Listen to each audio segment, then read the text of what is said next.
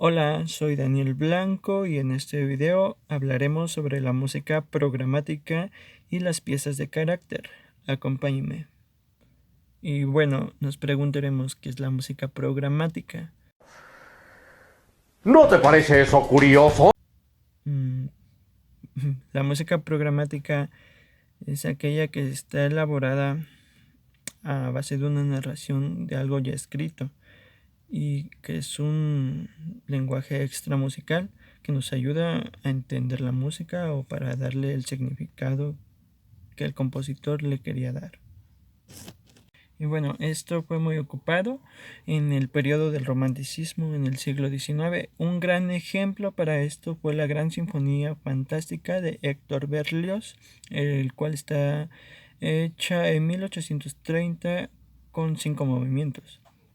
Estos son los episodios de la vida de un artista en donde el significado de la música está en el texto.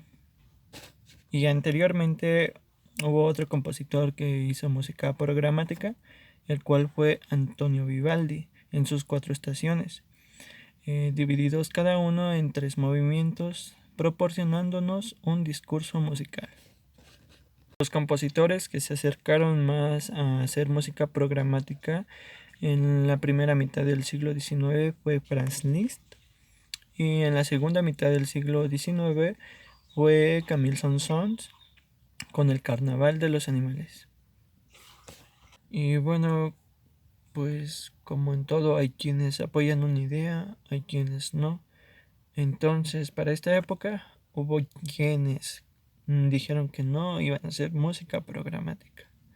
Uno de los compositores o los compositores que se negaron fueron Johannes Brahms y Clara Schumann, el cual dijeron que no iban a hacer música programática y se negaron a hacerla, y en vez de eso hicieron música pura. Entonces la música se empezó a dividir en géneros. Ya existía la ópera, empezó la música programática y la música pura. Entonces también surgieron cierto tipo de públicos, el cual para el siglo XIX surgieron y empezaron a haber 3 tipos de públicos. El primer tipo era el que asistía a escuchar ópera. Para esta época era como lo popular, era el entretenimiento. Entonces, mayor parte de la gente asistía a escuchar ópera. El segundo tipo de público era el que ya no quería escuchar ópera, pero sin en cambio quería escuchar música instrumental. Pero al no saber o tener mucho conocimiento de la música programática era una buena opción, ya que te trae una narrativa de la composición para que uno entre en contexto a lo que está escuchando. Y el tercer tipo de público eran los que asistían a escuchar música pura, el cual sabían de música y podían entenderla sin tener un texto. La música de carácter. La música de carácter está hecha de 2 o 3 frases. AB o ABA, esa es la estructura. Son un grupo de géneros que se tocaban dentro de las casas en la época del siglo XIX, en donde la gente se imaginaba estar en ese lugar de aquel género tocado. Es la música que simula la sonoridad de una región. Entonces, los géneros que se tocaban dentro de las casas eran las mazurcas de origen ruso, las polonesas y las polcas de Polonia.